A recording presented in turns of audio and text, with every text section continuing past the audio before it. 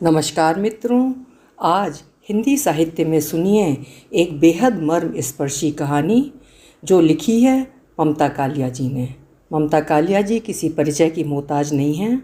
आज सुनिए उनकी लिखी हुई कहानी राय वाली। मोहल्ले में सभी के दो दो नाम थे। एक घर का जो आंगन से लेकर गली की आखिरी हद तक जोरों से गुहारा जाता था, दूसरा जो स्कूल के रजिस्टर पर दर्ज रहता। घर के नाम का कोई नामकरण संस्कार नहीं होता था, वो अपने आप ही पड़ जाता था। जैसे पप्पू की बहन पैदा हुई तो पप्पू ने कहा, हाय अम्मा, यह तो ऐसी मुलायम है कि इसे मैं हप्प कर जाऊं, और बहन का नाम हप्पो पड़ गया। इसी तरह राकेश का नाम तोते, शारदा का नाम ठुन्नो और अमरावती का नाम इमरती पड़ गया। स्कूल वाला नाम बाकायदा लड्डू हाथ में देकर निकाला जाता था, लेकिन उसका प्रयोग केवल हाई स्कूल के प्रमाण पत्र और शादी के कार्ड तक ही सीमित था। लड़के अक्सर अपनी टकसाली नाम से मशहूर हो जाते थे। मुन्नू बाबू ने बजाजे की दुनिया में बड़ा नाम कमाया और तोते भाई की पतंगबाजी में टांग जाती रही।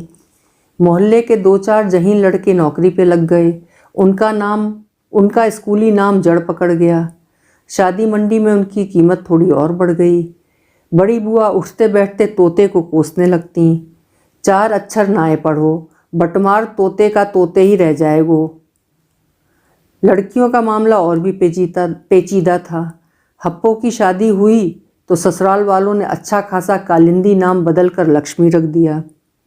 कुछ महीनों बाद जब कालिंदी के नाम परिवर्तन के बावजूद घर के कारोबार में कोई समृद्धि नहीं आई तो घर वालों ने उसका नाम हिकारत से रायवाली रख दिया।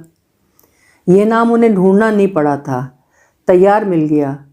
मोहन बाबू की बारात में जितने लोग गए थे सब उसका जिक्र रायवाली के नाम से करते रहे। इससे यह बात भी अच्छी तरह स्पष्ट हो जाती थी कि नई बहू मथुरा की नहीं वरना राया की है। राय में उस दिन बाप रे बाप, सड़क कितनी खराब थी। तांगे का पहिया उतरते उतरते बचा, और धूल इतनी की पूछो मत। मिठाइयाँ भी सारी किस, पान कड़वा और कचौड़ियाँ ठंडी। मोहन बाबू की माँ इन सब बातों को तो भूल सकती थीं, लेकिन वो कुछ और बातें बर्दाश्त नहीं कर सकती थीं। जैसे राय की औरतें साबुन बहुत खर्च करती हैं, नमक कम डालती हैं, इनकी सेवा भाव में कमी होती है और इन्हें नींद बड़ी जल्दी आ जाती है।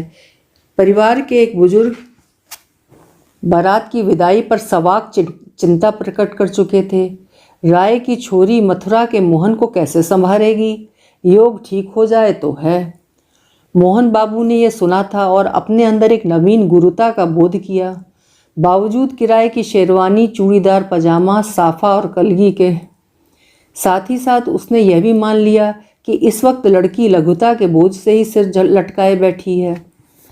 घर पहुंचने पर मोहन के पिता लाला जगमोहन ने नवविवाहित बेटे की पोशाक वापस करने में वो तत्परता दिखाई कि 20 मिनट के अंदर दूल्हा घर में केवल लंगोट पहने नजर आ रहा था। उसकी माँ जल्दी से पट्टीदार पाजामा और मोटी पॉपलिन की पीली कमीज निकाल कर लाई, जो खास तौर पर इस मौके के लिए सिलवा कर रखी गई थी।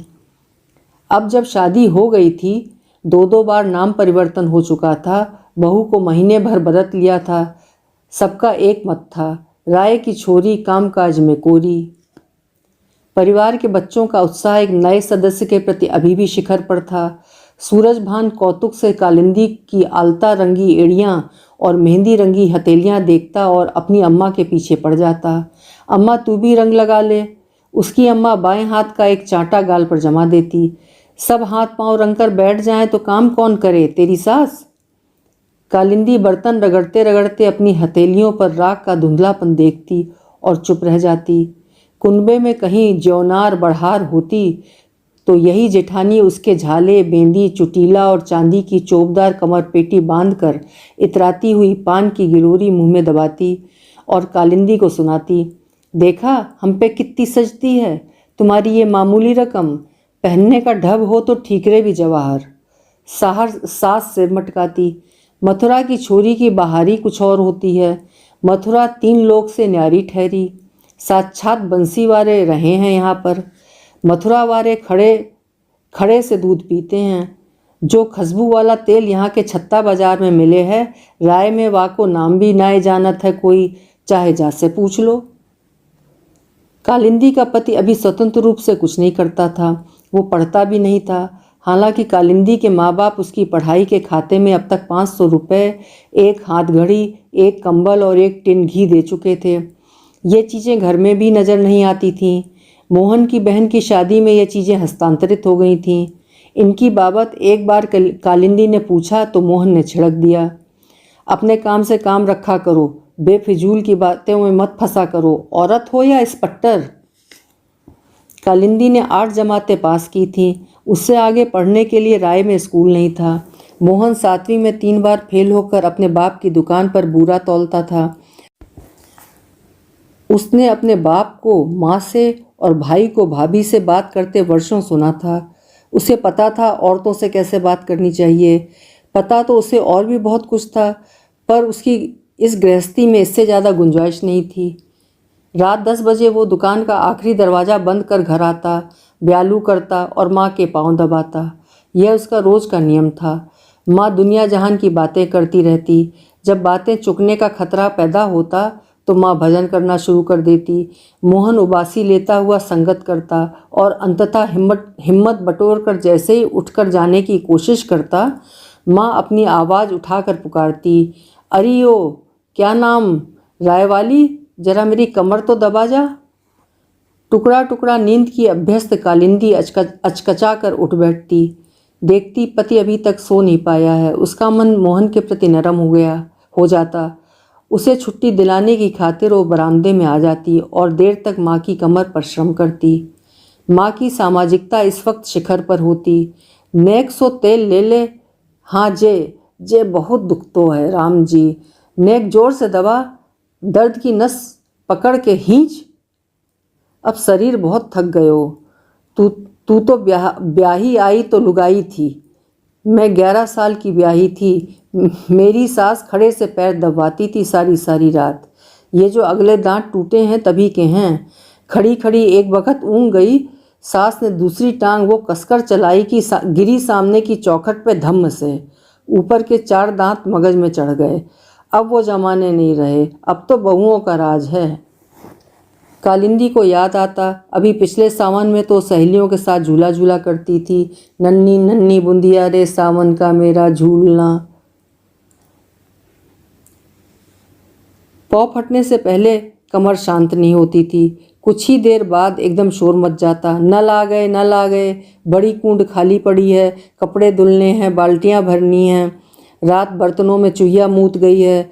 अरे बहू, तूने तो कुंभकर्ण को मात कर दियो, शर्म कर, दिन चढ़े भरतार को लेकर सोई पड़ी है। इस उल्हाने के साथ बहू बाल्टियां लेकर नल की तरफ भागती और भरतार लोटा उठाकर मैदान की तरफ। बाद में यही मोहन भयंकर वेश्यागामी हो गया। अब वो पत्नी का इंतजार न करता। भरी दोपहर चौक में राजो पहाड़न के यहाँ हाजत रफा कर वो रात रात भर माँ के साथ भजन गाता। माँ उसे श्रवण कुमार की कथा सुनाती। वो संकल्प करता कि वो श्रवण कुमार से भी अधिक महान बनेगा। माँ उससे पैर दबाती, वो सिर भी दबा देता। राजो की नथनी के सपने लेता वो माँ के खटोले के पास ही अपना झिंगोला बिछा लेता। लेकिन ये बातें उसकी निजी थीं, जैसे अंटी में बंधे रुपए। इससे पत्नी पर उसका कब्जा कम नहीं होता, कुछ और बढ़ जाता था। आंगन बुहारती कालिंदी को देखकर उसे कोई असुविधा ना होती, बल्कि वो सोचता यह तो उसका सही इस्तेमाल है। सीने पिरोने काटने बुनने की शौकीन कालिंदी ढोलक भी बहुत बढ़िया बजाया करती थी। राय में कोई ब्याह शादी उसकी ढोलक के बिना आरंभ ही ना होती। बचपन में आटे के कनस्तर पर ही हाथ आजमाया करती। जरा बड़ी हुई तो कोठरी में टंगी ढोलक उसकी अच्छी साथी बन गई। सहेलियां चिढ़ाया करती, अपने ब्याह में तो तू खुद ही बजाएगी, हमारी बजाई तो तुझे पसंद आएगी नहीं। माँ ने पचरंगी ढोलक दहेज में दी थी। ससुराल में एक एक चीज़ की शिनाख्त इस प्रकार की गई कि ढोलक फालतू सामान सी बच्चों के हाथ पड़ गई। सूरज भान का छोटा भाई ब्रजभान पहले उससे कुर्सी का काम लेता रहा, फिर पहिए का। साल के अंत में जब वो इम्तहान में फेल हुआ तो उसके पिता ने एक लात मार कर ढोलक फाड़ दी। पतुरियों वाले शौक रखता है, पहले नाक पोंछना तो सीख ले। पूरे 105 रुपये पानी में मिल गए। अगले बरस तेरी फीस फिर से कौन भरेगा? तेरा ससुर। कालिंदी का कलेजा फटकर रह गया। उसे लगा ये लात उसी को मारी गई है। ऐसे अपमान अब अजनबी नहीं रहे थे। फिर भी वो इनकी आदी नहीं हो पाई थी, बल्कि रोज़ पहले से ज़्यादा चोट महसूस होती थी। व्यक्तित्व के सभी हिस्से मार खा खा कर कच्चे और कमज़ोर पड़ गए थे। ऐसे मौक़ों पर उसे लगता कि मोहन के स्वतंत्र होने से पहले ही वो ढोलक हो जाएगा। दाऊजी बाऊजी के सामने वो बोल भी क्या सकती थी। पति के सामने उसने 2-1 बार बोलने का प्रयत्न किया था, लेकिन उसने पाया कि मोहन के दिमाग में बोरों की गिनती, माँ का गठिया और घर का खर्च कुछ इस तरह भरा हुआ है कि और किसी की चर्चा की वहाँ गुंजाइश ही नहीं है। उल्टे वो कालिंदी से पूछता, क्या बात है, घर में कोई तुमसे खुश नहीं है? एक बार कालिंदी ने कहा, मैं भी तो खुश नहीं हूँ। तुम्हारी खुशी क्या होती है? तुम कोई लाट कलेक्टर की जाई हो? लाट कलेक्टर की जाई तो वो भी नहीं है। कालिंदी का इतना कहना था कि मोहन पंचम स्वर में चीखने लगा, जुबान लड़ाती है बदजात कहीं की। मेरी माँ को कुछ कहा तो जीभ काट कर धर दूंगा। शोरगुल सुनकर तमाम अदालत हाजिर हो गई। तुरंत नालिश हुई। प्रत्यक्ष गवाहों की कमी नहीं थी। माँ की प्रचंड मुद्रा ने न्यायाधीश की भूमिका अदा की और मोहन ने बतौर सजा पास रखा पीतल का लोटा दंड से मुजरिम के सिर पर दे मारा। कालिंदी को चक्कर आ गया। उसे उसी हाल में पड़ी छोड़कर सब मोहन की खुशामद में लग गए। आगरे वाली से बात पक्की हुई होती तो आज ये दिन न देखना पड़ता। रात दिन खटता है, किसी दिन त्योहार छुट्टी मिले तो ये चुड़ैल लग जाती है। ऐसी लुगाई की जीभ तो कैंची से काटकर नाली में फेंक दे। मोहन को यकीन हो जाता कि वो घर का बिल्कुल सही नेतृत्व कर रहा है। अपनी मर्दानगी में उसकी आस्था दुगनी हो जाती। मोहन के छोटे भाई श्याम का विवाह था। तिलक की रस्म हो चुकी थी। घुड़चढ़ी का 3 दिन बाद मुहूर्त था। शुक्रवार की रस्म थी। बृहस्पतिवार दोपहर को राय से एक खत आया, जिसके ऊपर का एक कोना फटा हुआ था। पत्र सबसे पहले बच्चों के हाथ पड़ गया। बच्चे कुछ देर आपस में ये सलाह करते रहे कि ये चिट्ठी मिलकर बाँच ली जाए। बड़ा बच्चा होने के नाते सूरज भान ने चिट्ठी पढ़नी आरंभ की। हमेशा की तरह पोस्टकार्ड पर टेढ़ी मेढ़ी लाइनें खींचकर बिना किसी विराम चिन्ह के लिखा था, प्रिय बेटी हप्पो, राजी रहो, आगे यहाँ का समाचार शुभ नहीं। तुम्हारी मैया सोमवार 7 बजे पेट के फोड़े में चीरा लगते ही सरगवास कर गईं। बड़ी तकलीफ पाई। मछली की नाई तड़फ तड़फ कर पिरान निकले। लल्ला बाबू तब से रोते भये। चिट्ठी को तार समझ फौरन से पेस्तर पहुँचो, तुम्हारे बाबू। मजमून पढ़कर बच्चों के होश उड़ गए।